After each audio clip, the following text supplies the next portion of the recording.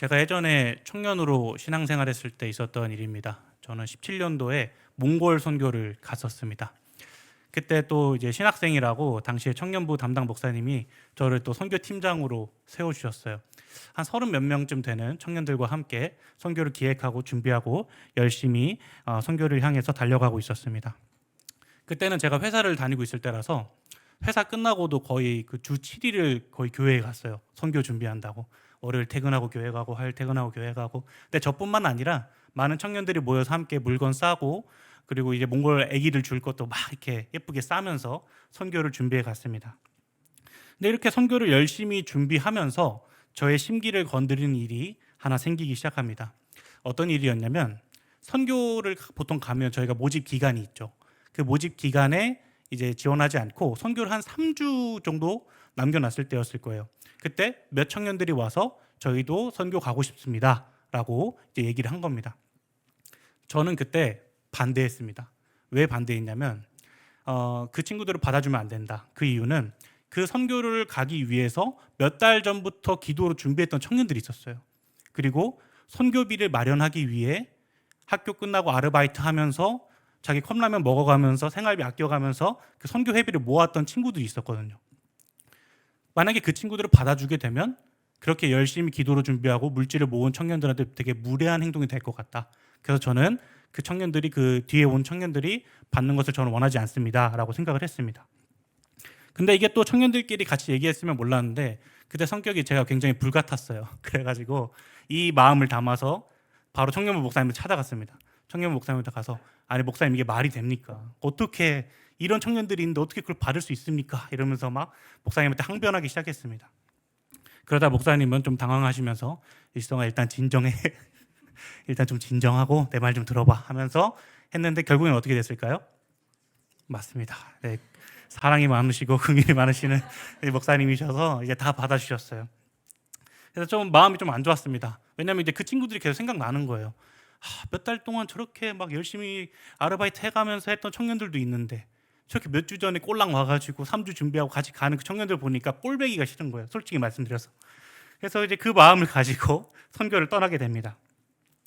근데 이제 그 선교를 떠나면서 저도 지금 생각하면 아직도 참 내가 그때 왜 그랬을까라는 생각이 드는 행동을 또 하나 더 했는데 선교를 가면서 그 생각이 드는 거예요.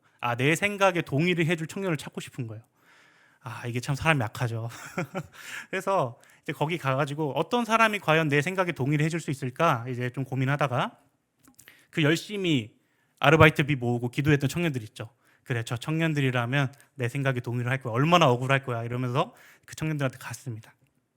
그러면서 이제 몽골 어디 선교지에서 선교지로 이동하는 그 찰나에 그 차에서 같이 만나면서 얘기를 했는데 그 청년한테 이렇게 물어봤어요. 슬쩍 이제 한 거죠.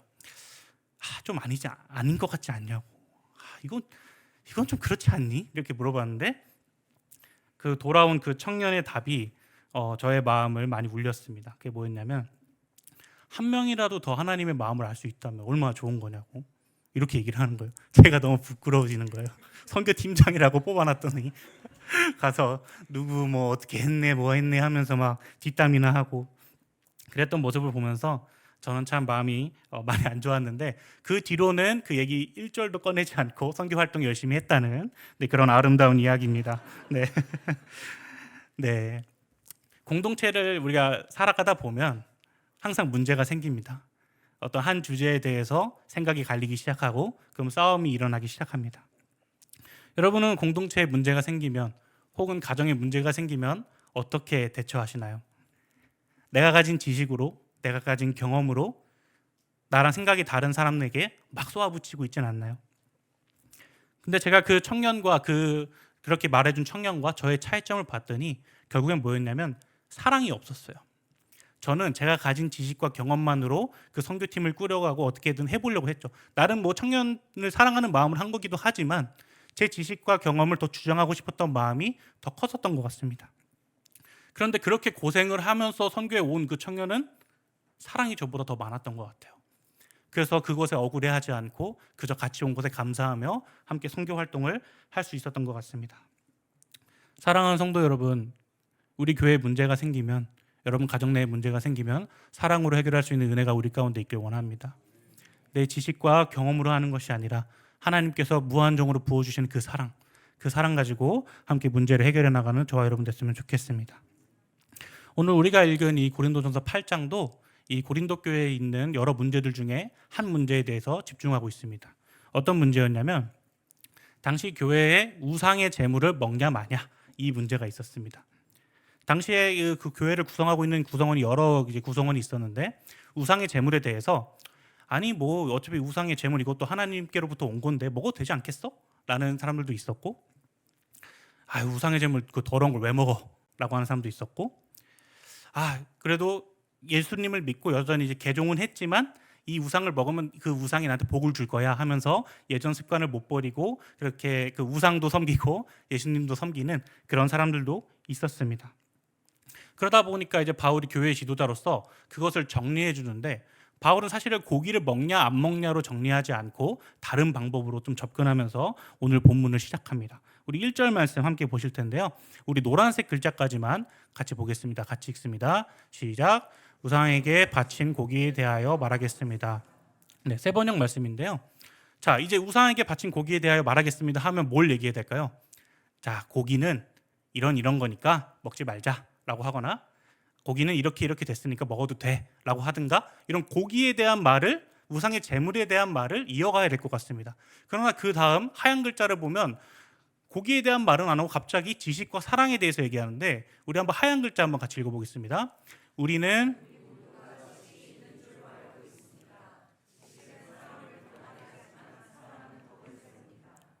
네, 오늘 본문에 보면 지식이라는 단어를 바울은 약간 부정적으로 접근하고 있습니다.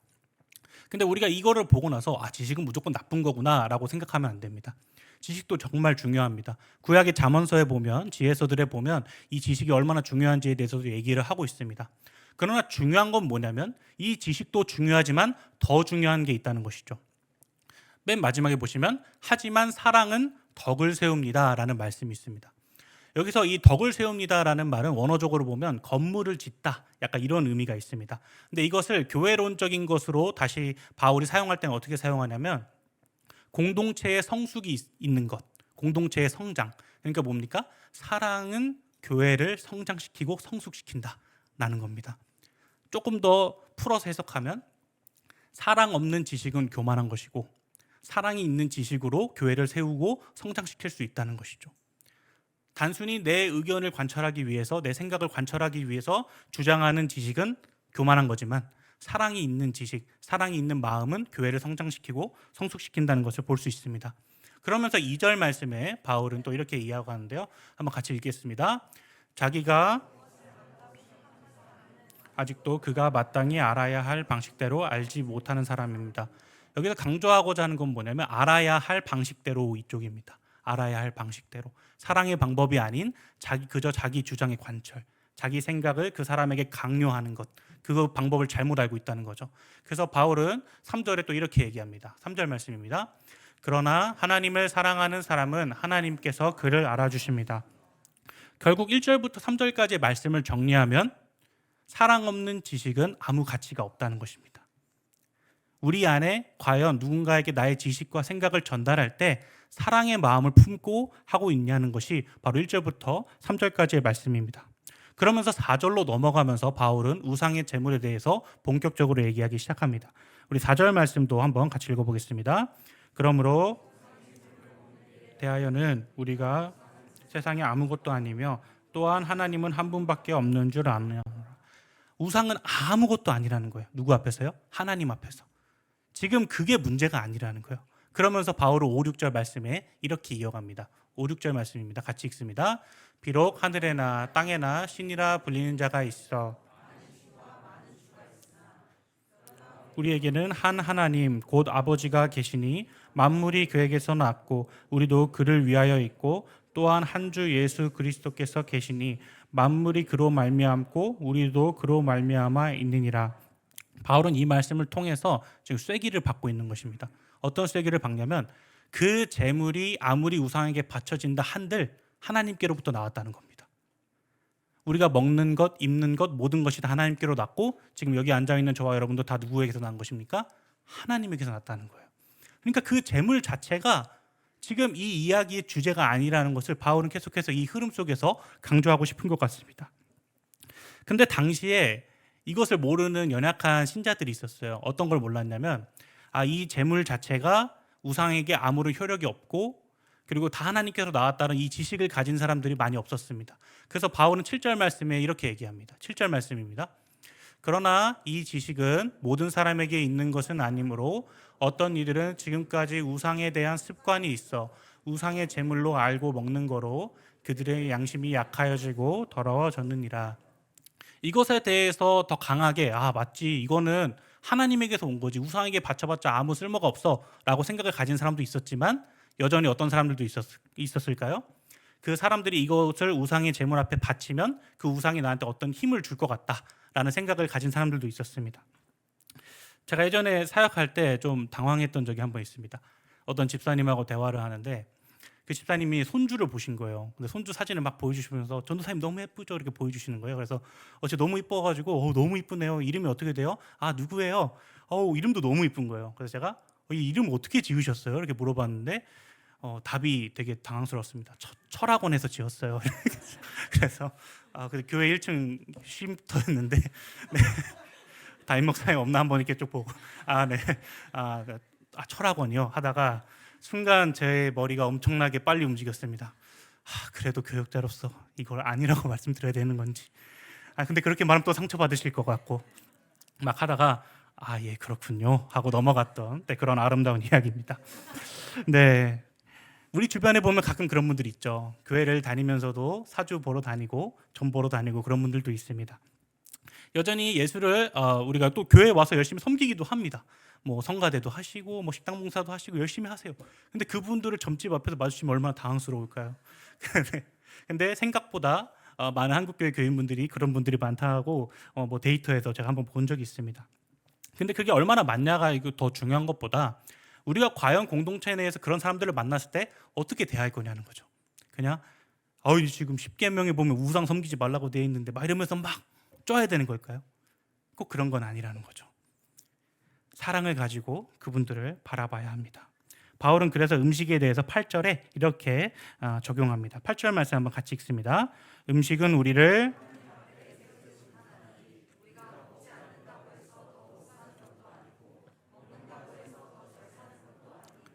그러니까 음식을 가지고 우리가 지금 왈가불가할 게 아니라는 거죠. 그 음식을 먹냐 마냐 이것보다 더 중요한 게 있다는 거죠. 그러면서 9절 말씀에 바울은 더 중요한 것에 대해서 언급을 합니다. 우리 9절 말씀도 한번 같이 보겠습니다. 그런즉 너희의 자유가 믿음이 약한 자들에게 걸려 넘어지게 하는 것이 되지 않도록 조심하라. 아멘. 이렇게 되어 있는데요. 이게 좀 무슨 뜻이냐면 이 재물이 이제는 하나님 앞에 하나님에게서 나왔다는 걸 내가 알고 우상에게 아무 효력이 없다. 그러니까 나 마음대로 먹어야지 라고 하는 사람도 있었던 것 같아요. 근데 그걸 먹을 때 주변에 어떤 사람들이 있냐면 믿음이 약한 사람들, 아직은 그것에 대한 정의를 올바르게 내리지 못한 사람들이 그걸 보면 교회 다녀도 저 우상에 바친 재물 먹어도 되는구나 라는 식으로 이해할 수가 있다는 거죠. 조금 더 쉽게 말씀드리면 어떤 청년들이 있는데 어떤 청년들이 이분들은 믿음이 강해요. 근데 길 지나가다가 건대 입구 어디에 사주나 타로 보는 데가 있어서 들어갔어요. 그냥 재미로 깔깔깔 웃고 나왔어요. 근데 만약에 그 장면을 교회에 등록한 지 얼마 안 된 청년이 봤어요. 그러면 교회 다녀도 사주랑 타로 보러 다니나 보다라고 생각할 수 있다는 거죠. 그러니까 지금 바울이 얘기하고자 하는 건 뭐냐면 음식을 먹고 안 먹고가 중요한 게 아니라 너희가 공동체 원들을 대할 때 어떤 자세를 가지고 어떤 마음가짐을 가지고 대하냐는 거죠. 만약에 이 자유를 가진 사람들이 사랑이 있었다면 과연 그렇게 마음대로 재물을 먹었냐는 거예요. 그런 건 아니라는 거죠. 그래서 10절에 바울은 이렇게 얘기하는데요. 세 번역 말씀입니다. 우리 한번 같이 읽겠습니다. 지식이 있는 당신이 우상의 산당에 앉아서 먹고 있는 것을 어떤 사람이 보면 그가 약한 사람일지라도 그 양심에 용기가 생겨서 되게 직설적이죠. 너가 그렇게 행동하면 너희들이 그렇게 행동하면 누가 그거 갖고 오해하고 신앙에 대해서 잘못 생각할 수도 있지 않겠는가라고 지금 바울이 얘기하고 있는 겁니다. 그러니까 결국 우리가 교회를 오래 다니고 어떤 오래된 신앙적 지식을 갖고 있더라도 다른 사람을 향한 사랑의 마음이 없는 행동들은 전부 다 뭡니까? 그런 지식들은 아무런 가치가 없다는 거죠. 이거 하나님 안에서 다 거듭난 거니까 괜찮아 라고 하면서 마음대로 행동한다고 해서 교회의 질서가 세워지는 게 아니라는 것입니다. 결국 사랑 없는 지식은 자기 위선이고 자기 만족에 불과하게 되는 것입니다. 그래서 바울은 그렇게 되면 이렇게 될 수도 있다고 12절 말씀에 이렇게 얘기하는데요. 12절 말씀 한번 같이 읽어봅니다. 이같이 너희가 형제에게 죄를 지어 그 약한 양심을 더 무섭게 얘기하죠. 우리가 사랑 없이 마음대로 행동해서 그 형제에게 신앙적으로 오해를 사게 만든다거나 아니면 다른 방면을 통해서 그 형제가 시험에 빠져들게 된다면 그것은 누구에게 죄를 짓는 겁니까? 그리스도에게 죄를 짓는 것입니다. 여러분 혹시 우리가 공동체 내에서 신앙생활하면서 이런 식으로 신앙생활하고 있지는 않은지 다시 한번 되돌아볼 필요가 있습니다. 내가 옳다고 생각하는 것, 내가 맞다고 생각하는 것을 얘기하느라고 사랑 없이 그냥 전파만 하고 있다면 우리는 다시 한번 되돌아볼 필요가 있습니다. 가정 내에서도 마찬가지입니다. 가정 내에 있는 구성원들을 대할 때 내가 옳은 것만, 내가 생각하는 것만 전달하기 위해서 사랑 없이 전달하고 있다면 그것은 위선이고 그것은 사랑이 없는 껍데기에 불과합니다. 제가 기도하는 기도 제목 중에 하나는 뭐냐면 하나님 저에게 사랑을 좀 달라고 기도를 많이 해요. 왜냐면 제가 중고등부 사역하면서 저도 사람이다 보니까 예배 잘 나오고 말을 잘 듣고 이러면 더 어떻게 보일까요? 더 좋아 보일 수도 있겠죠. 근데 그런 마음이 아니라 그 사람 자체가 하나님의 사랑을 받은 사람이다 라는 마음을 가지고 사랑할 수 있도록 항상 하나님께 사랑을 구합니다. 하나님의 무한하신 사랑만이 차별 없이 사랑할 수 있고 하나님의 무한하신 사랑만이 제 지식을 뛰어넘을 수 있기 때문에 그것을 믿기 때문에 저는 사랑을 구하고 있습니다. 사랑하는 여러분, 사랑을 구하는 우리가 되길 바랍니다.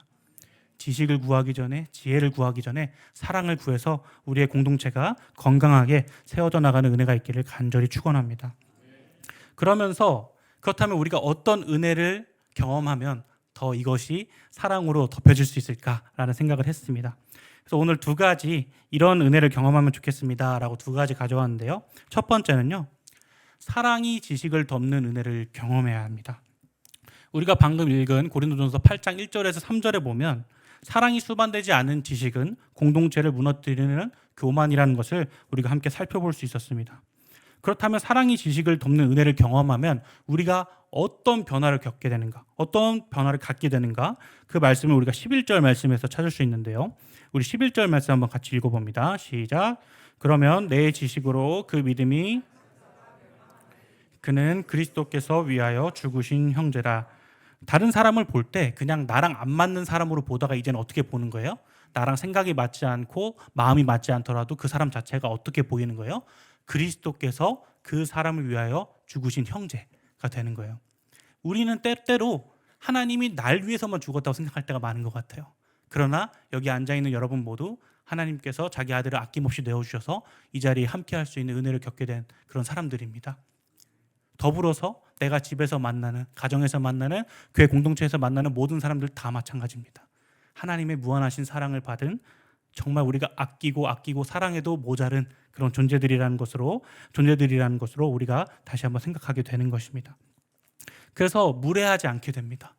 그 사람을 대할 때 무례하지 않게 되고 더 내가 어떻게 하면 그 사람의 생각을 이해할 수 있을까? 이런 마음가짐의 변화들이 우리에게 조금씩 임하게 된다는 것입니다. 사랑하는 여러분, 사랑이 지식을 덮는 은혜가 있기를 간절히 소망합니다. 사랑이 지식을 덮으면 나의 지식을 물론 전달할 때도 필요합니다. 분명히 전해야 할 때가 생겨요. 그러나 그때 어떻게 하게 됩니까? 무례하지 않게 되고 예수님의 사랑으로 그 사람을 바라보길 힘쓰며 그리고 그 사람과 함께 대화하길 힘쓰게 된다는 것입니다.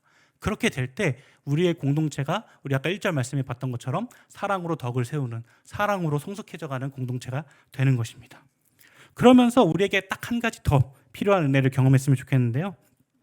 바로 내가 먼저 사랑하는 은혜를 경험해야 한다는 것입니다. 우리는 보통 사랑해야 합니다, 어떤 거 해야 됩니다 라는 얘기를 들으면 남을 생각할 때가 많아요. 제가 이번에 성도님들하고 성경 묵상반 하면서 이제 묵상할 때 팁 이런 거 같이 나누면서 했던 얘기 중에 하나가 있는데 뭐냐면 말씀을 읽으면 나한테 먼저 적용하라는 거예요. 그러니까 예를 들어서 온유해야 된다라는 말씀을 읽었는데 온유하지 않는 내 남편이 생각난다거나 온유하지 않은 내 친구가 생각난다거나 온유하지 않은 내 공동체원이 생각난다거나 그럴 수 있습니다. 연약한지라. 그러나 그 말씀을 먼저 누구한테 적용해야 되는 거예요? 나한테 적용해야 되는 겁니다. 먼저 사랑하는 것도 마찬가지입니다. 내가 먼저 사랑하는 겁니다. 그 사람이 날 사랑해 주기까지 기다리는 게 아니라 내가 예수 그리스도께 무한한 사랑을 받았다면 내가 먼저 사랑하는 것입니다. 그렇게 될 때 우리의 공동체는 성숙되어져 가는 것입니다. 바울은 이 말을 그냥 말해놓고 너 이렇게 해야 돼 하는 게 아니라 자신의 결단도 함께 보여주는데요. 13절 말씀, 오늘 우리가 읽은 말씀 함께 보겠습니다. 그러므로 만일 음식이